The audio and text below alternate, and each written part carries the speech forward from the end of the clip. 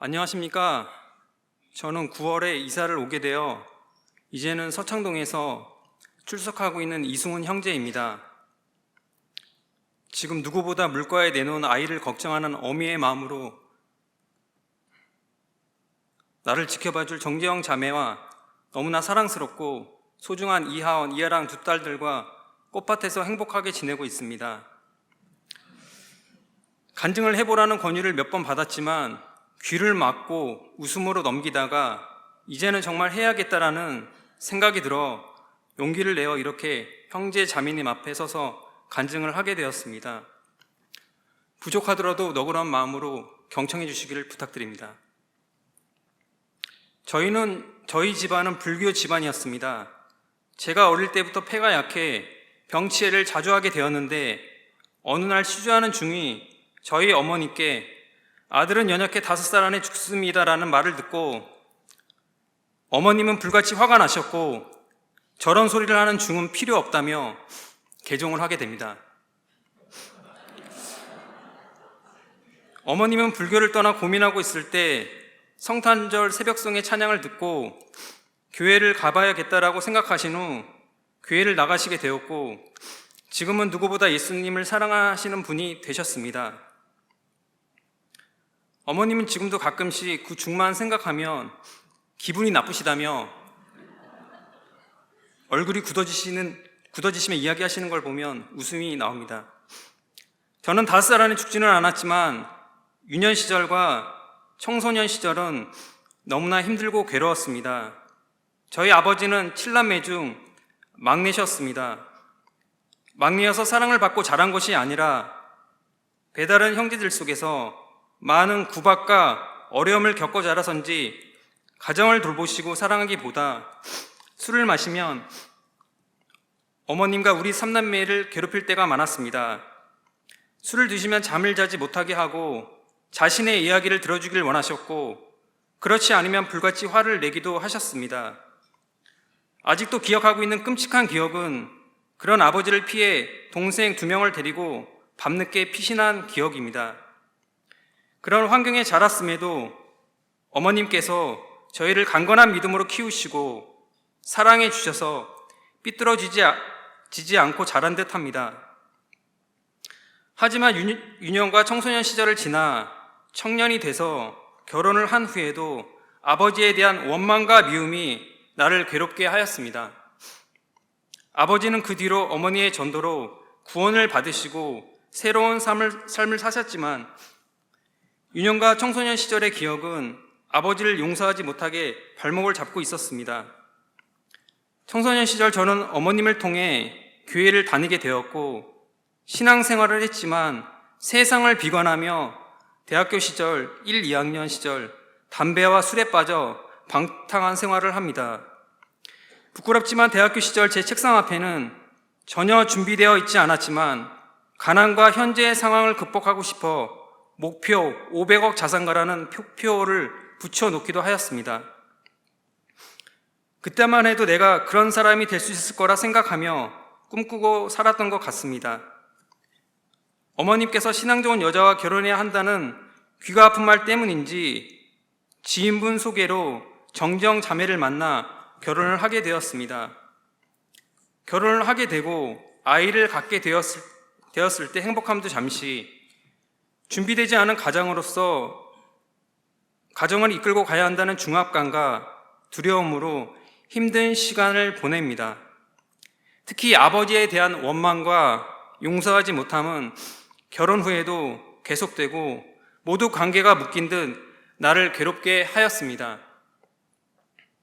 결혼 후 저의 삶은 안개 같은 곳을 걷는 끝이 보이지 않는 터널 같았고 살려주세요라는 마음으로 하나님 앞에 무릎을 꿇었습니다.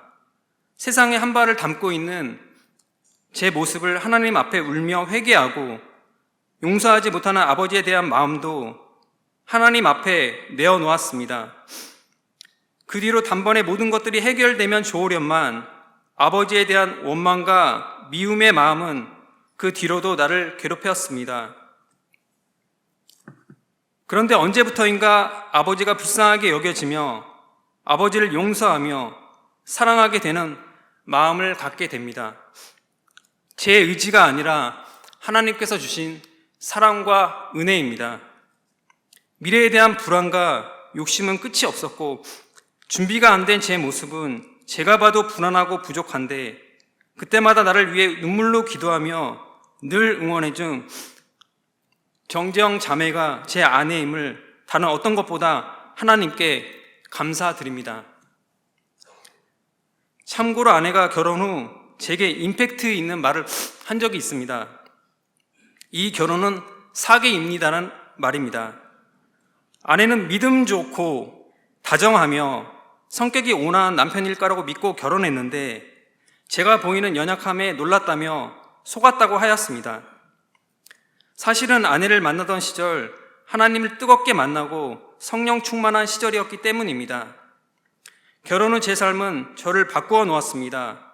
전자공학과를 나왔지만 대학 때 열심히 공부하지 않았고 스펙이 좋지 않아 좋은 직장을 구하기가 어려웠습니다. 현실을 직시하게 되고 변변치 못한 직업 때문에 1년 동안 직장을 다니지 않고 공부를 한 적도 있습니다. 가족이 있는데 1년 동안 일을 하지 않고 공부를 한다는 것은 쉬운 일이 아니었습니다.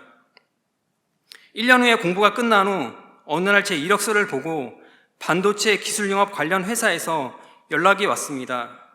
어떤 일인지 모르고 찾아가서 면접을 보고 일을 하게 되었습니다. 지금도 어떤 일인지 물어보시는 분들이 있는데 반도체 기술 영업은 반도체를 기업에 소개하고 판매하는 일입니다. 가족을 부양해야 하는 책임감으로 몇 년간은 정말 열심히 일했습니다. 부장님과 과장님께 매달리며 일을 배웠고 조금씩 일에 대해 자신감이 생기고 일이 재밌어지게 됩니다. 자신이 좋아하는 일을 한다는 건 큰 축복인데 저는 그런 직업을 가진 것이 감사합니다. 조금씩 안정되어질 때 우리는 인천 서구에 있는 장로 대형교회에 다니고 있었습니다. 저는 교회 일하면 복 준다는 목사님 말만 믿고 내 몸 바쳐 교회 일을 하게 되었습니다.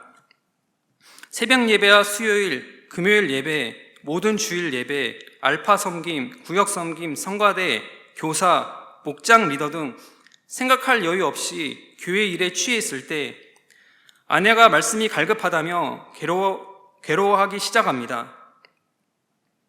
괴로워하는 아내를 설득해보려 했지만 갈급한 제 영적 상황도 문제임을 알게 되어 아시는 부 목사님을 통해 개혁주의 교회를 가게 됩니다. 그때 저는 반도체 유통회사에서 규모가 있는 회사를 다니고 있었는데 저는 이미 술과 담배를 끊은 상태였습니다. 회사에서 주일에 가는 워크숍 불참과 술자리와 술 영업을 하지 않는 저의 행동은 윗분들께 많이 거슬리고 불편한 사람이 되어 있었습니다. 그렇지만 설마 제가 하나님 일을 하는데 무슨 일이라도 있겠어? 하나님께서 지켜주실 거야 라는 순진한 생각을 하며 지내던 중 37살에 회사에서 해고를 당하게 됩니다. 해고된 날 차 안에서 어린아이처럼 큰 소리로 펑펑 울리며 하나님께 원망의 기도와 함께 다시 한번 하나님께 힘을 얻게 되는 계기가 되었습니다. 그 계기로 세상 가운데 하나님의 자녀로 사는 것이 어렵다는 것을 절실하게 깨닫게 되었고 해고된 상황을 극복하고 술 영업 없이 그리고 주일에 예배드리는 것에 방해받지 않는 삶을 살게 해달라고 간절하고 절박하게 기도했습니다. 저는 원래 미래에 대한 불안 걱정을 많이 하는 사람인데 그때 어디서 그런 담대한 기도가 나왔는지 지금도 신기합니다. 해고의 쓴맛을 본 후 저는 하나님 안에서 강한 사람이 되어 있었습니다. 감사하게 바로 다른 회사에 입사하게 되었고 모든 것이 끝난 것 같았던 해고의 쓴맛이 불안과 두려움이 아니라 하나님의 자녀의 탁월함을 위해 더욱 준비해야겠다는 생각으로 모든 제 삶의 패턴을 바꾸게 됩니다. 새벽 5시 기상과 출근 6시, 지금까지 이어지는 제 루틴이 되었습니다. 새로운 회사에서는 술 영업과 술을 마시지 않아도 눈치 보지 않을 정도로 매출이 나왔고, 불법과 술 영업을 하지 않아도 매출 올리는 저를 사장님이 인정하고 좋은 직원으로 생각하시게 됩니다. 하지만 저는 제 미래에 대해 심각하게 고민하고 생각하게 됩니다. 현재의 상황에서 앞으로 5년까지는 좋아도 앞으로 저의 10년 후의 모습이 보이지 않았습니다. 그래서 하나님께 간절하게 간구하고 사업을 준비하게 되었고, 인텍이라는 회사를 창업하게 되었습니다. 가장 일을 잘할 때 회사를 그만두고 창업을 했기에 사업이 아주 잘 될 것이라고 기대하며 시작하였습니다. 그때 우리 부부는 신앙에 대한 고민을 하게 됩니다. 개혁주의 칼빈만이 복음이라고 생각하고 확신하고 있었는데 어느새 바리새인이 되어 있는 우리 모습에 괴로웠습니다. 이유는 매일 교회에 직접 가서 매일 1시간 이상 기도하며 모든 예배 참석하다 보니 제 자신이 믿음이 좋다고 착각을 하게 되고 내 자신의 들보보다 타인의 티만 보고 있는 제 모습을 발견하게 됩니다. 그때 아내에게 정동수 목사님 설교를 전해 듣게 되고 우리뿐 아니라 아이들 신앙을 위해서라도 어렵지만 사랑침례교회로 옮기기로 하였습니다. 교회를 옮긴다는 것이 정말 힘들고 괴로운 일인 듯 합니다. 특히 아이들은 많은 상처를 받게 되고 혼란스러워합니다. 하지만 알고도 그곳에 있을 수도 없어 결정하였고 사랑침례교회로 2020년 1월에 처음 출석하게 되었습니다. 제 육신의 삶도 그렇지만 믿음의 여정도 많은 고민과 아픔으로 힘든 시기를 지난 것 같아 지친 마음으로 온 것 같습니다. 사랑침례교회에 왔을 때 전임 사역자 없이 교회 시스템이 운영됨이 매우 새롭고 신기했습니다. 형제 자매님들의 각 부서에서 헌신적인 섬김으로 운영됨을 알게 되었고 사랑침례교회는 자유로움 가운데 질서가 있었고 경건한 예배 모습에 감사했습니다. 특히 아이들과 같이 예배드릴 수 있는 교회라 우리 부부는 안심하고 나을 수 있었을 듯 합니다. 그러나 창업 후 얼마 되지 않아 코로나가 터졌고 사람을 만나야 하는 일이기에 큰 타격을 입게 됩니다. 코로나 기간이 모두 힘든 시기인 줄 알지만 사람을 만날 수 없는 상황이 너무나 답답했습니다. 이제는 내공이 생겼는지 불만이 아니라 어떤 상황이든지 하나님만 의지하고 신뢰하며 감사하며 하루하루를 성실하게 보냈습니다. 어려운 시기에도 하나님께서 도와주시고 인도해 주셔서 매출이 나오기 시작하였고 끝이 보이지 않는 터널과 같은 3년의 시간이 지나니 회사도 안정화되기 시작했습니다. 더 어려운 시간과 시기를 보내고 계실 형제 자매님들 앞에서 제 고난은 아무것도 아닐 수 있지만 고난은 저에게 하나님을 떠나지 않고 하나님만 신뢰하고 두려워하며 사랑하게 되는 원동력이었음을 고백합니다. 아직도 부족하고 연약하지만 어려운 시기를 지날 때마다 조금씩 성장해서 사람 같아지는 제 모습에 이 말씀을 좋아하게 되었습니다. 그러나 내가 가는 길을 그분께서 아시나니 그분께서 나를 단련하신 뒤에는 내가 금같이 나오리라. 욥기 23장 10절.